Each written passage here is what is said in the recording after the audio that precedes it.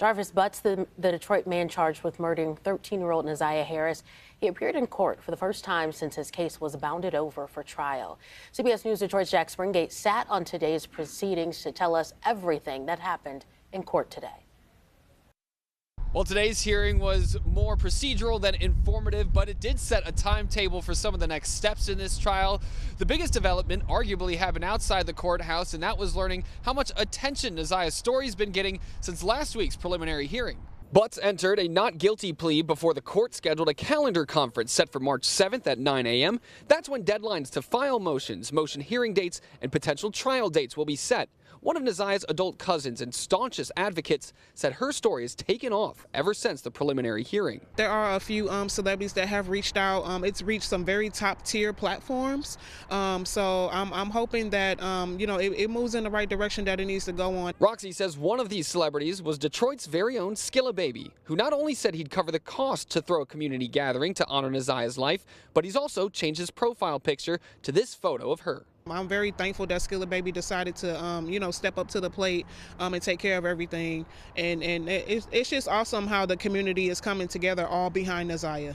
Roxy told me her reaction to much of the online chatter that sided with Judge Aaliyah Sabri's observation that those caring for Neziah when she was abused didn't do enough to protect her. Accountability matters. It's some things that you can be able to forgive your family members for, and this is just one of those things that I just personally can't. What's right is right and what's wrong is wrong, and everyone involved in it needs to take accountability. Roxy says she would have never let this happen if she were still living in Detroit 1 year ago. Again, Butts will be back in court on March 7th for that calendar conference, and you can continue to follow along this case with us here at CBS News Detroit as we bring you real-time updates as they happen. For now, reporting in Detroit, I'm Jack Springate, CBS News Detroit. It's been nearly a year since the disappearance of 13-year-old Neziah Harris. Her body has never been found, but 42-year-old Jarvis Butts is accused of sexually assaulting her and killing her. I saw Neziah the day she went missing. Tijuana Butts is the defendant's sister. I kept seeing a little girl get in and out of his truck, going to the gas station and going back to his car. Butts testifying she had stopped by her brother's auto shop on the east side for him to look at her car when she spotted a girl she didn't recognize. Jarvis told her it was his business partner's niece. I just remember her having on a colorful jacket. Butts says she didn't think much of it until later. This is a photo of Harris on her bus the day she disappeared in that jacket. Butts getting emotional as she testified about suspecting her brother. Jarvis Butts was already a convicted sex offender. Records show he had spent nearly 10 years in prison for sexually assaulting a teenager. In this case, prosecutors say Jarvis Butts has several children with Neziah's aunt and was secretly preying on Neziah, grooming her, even getting her pregnant, and then killing her. Was he a secretive person to you? Yes, he's very secretive. Latricia Johnson has one child with Jarvis Butts. She testified Butts borrowed her car on January 9th of 2024, yes, the day Neziah Harris disappeared. He called and asked if he can use my car to do something with his son. Was this normal, abnormal? No, not normal. Johnson testifying when he brought her car back the next day, Jarvis Butts had left something in the back seat, something believed to belong to Neziah Harris. There was a pair of glasses that was left that my son was playing with. They weren't clear and they were on my son's face. So I told him to take them off. When he take them off, he handed to me. Oh, Jarvis said, "Oh, those are my sunglasses," and he snatches it from my hand. Other evidence on this day, clothing discovered in a search near the Rouge River believed to have been dumped by Jarvis Butts. We collected a pink jumpsuit, bodysuit style, and then a black hoodie that had a pair of white headphones in one of the pockets, some gloves, a towel, and a pair of red, black, and white gym shoes. Testimony in this preliminary exam resumes Tuesday morning. Amy Lang, Fox 2 News. But another thing that Mervin came out and said was he talked to Neziah's older brother at some point in time. And that older brother told him that the family knew Jarvis was doing something to Neziah ever since she was 12, which would contradict what the grandmother Annette and the Aunt Shannon is saying. And y'all, this message right here, I'm gonna let y'all put in that last word, but she's basically saying Naziah just wanted some. Not only did Shannon admit that she saw Instagram messages between Naziah and Jarvis, you knew before you got with this man he had a record, and you knew that he would harm children. Now, y'all, when I first covered this story, one thing that I wanted to point out was the fact that Naziah went missing on January 9th. They did not alarm police until that next day. But as we're going through the details, we learned that she met up with him, got in the car with him after school, went to the auto shop, stayed at the auto shop for hours. If somebody in that home had just said, okay, Naziah didn't get off the bus, let's go search around for her. This girl was alive for hours after she got off that bus. And y'all was just going ahead like nothing was going on instead of going out there and looking for her right then and there. Like, this is what people are talking about when they say that Naziah was failed. We know that Jarvis did this to her. We know that Jarvis is a monster. But if you knew that you were her guardian, you had custody over her, you was the person that was supposed to protect her. Why did you let this man around her? All right, people, what's going on? So you guys see the very unfortunate news.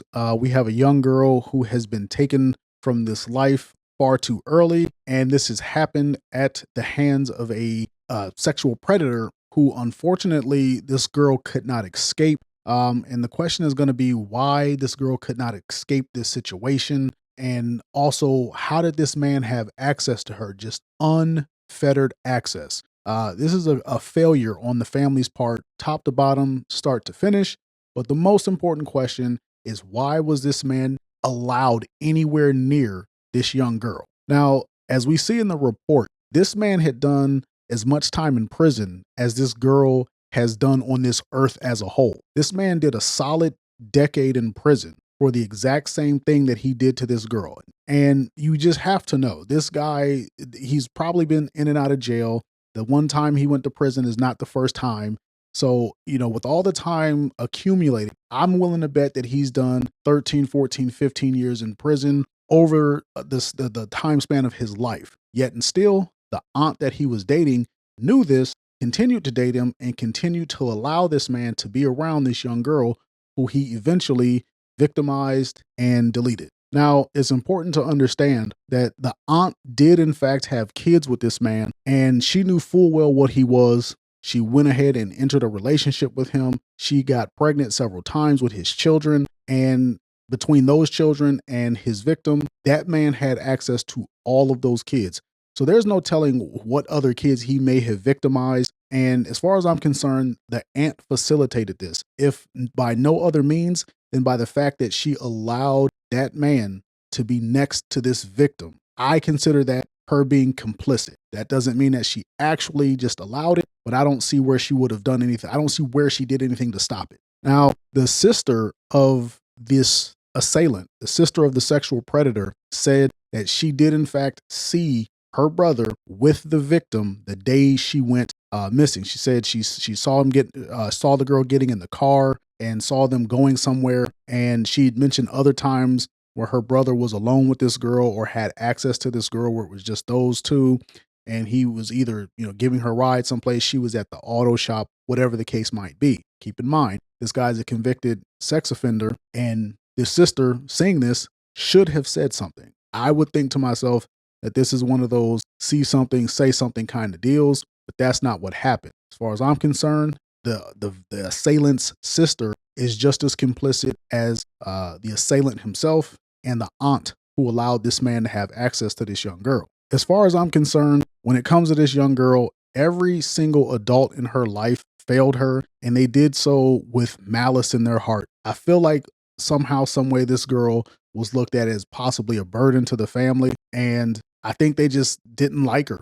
Who knows what the case might be, but everyone is to blame as far as I'm concerned. It takes a village to raise a child, and when a child is taken from the village like this, you have to blame every single person in the village. Now, we don't actually know everything that we should know about this girl's parents and her living situation. I don't know what the deal with her mother is, but I've read in other reports that the father, had a very bad relationship with the mom. I guess he had cheated on this woman while he was already in a relationship or something like that. And then that's how this girl was born. And he never had any real contact with her. He never had any real relationship with her. And then the mom I guess she spiraled out of control, maybe drugs, maybe this, maybe that. And unfortunately, this girl was left in the care of the grandmother. That would be her mother's mother, not the father's mother. I've come to also know that the father passed away from congestive heart failure. So he's not in the picture. Now, I don't know if he died before or after this,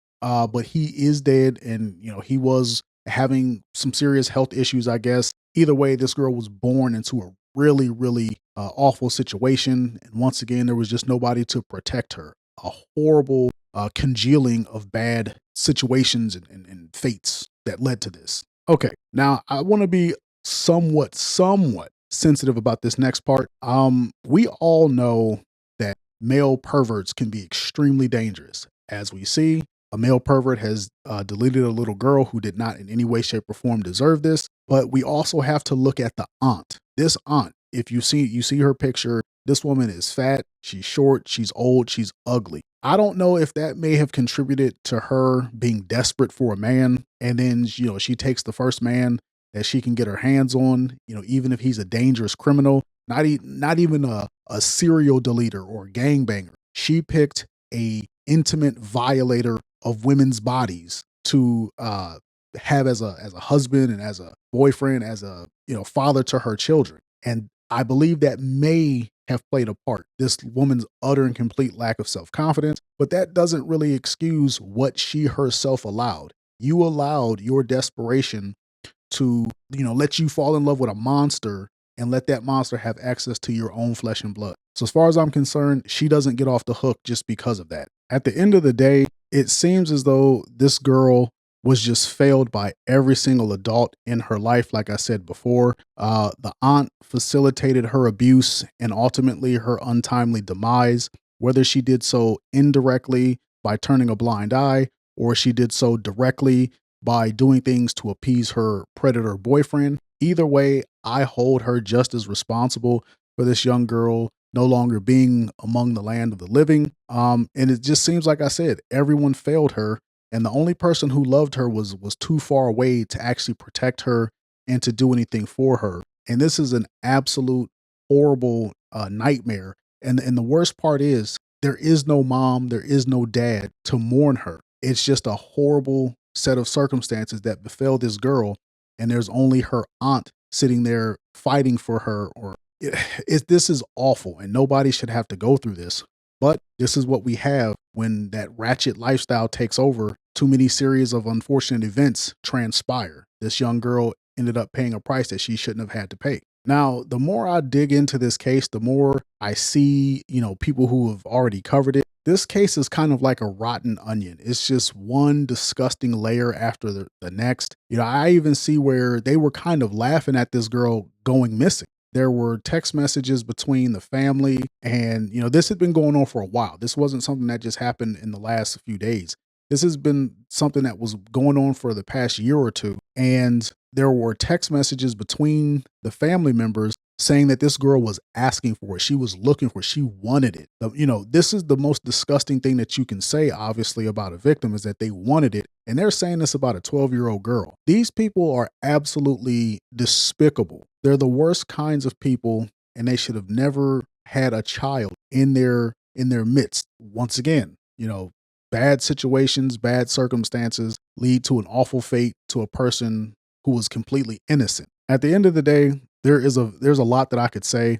I could wax poetically for hours about how awful these people were and how this shouldn't have happened. What I want you guys to take away from this is if you see something, say something. As a member of the global village, the local village, the state village, you have an obligation to protect the innocent. If you can help someone, do so. Do what you can while you can. But at the end of the day, do something. If it's nothing but calling the cops, if it's, being the loudest voice in the room, if it's being the annoying person saying, hey, I don't think that person belongs around children, do that. Just do something.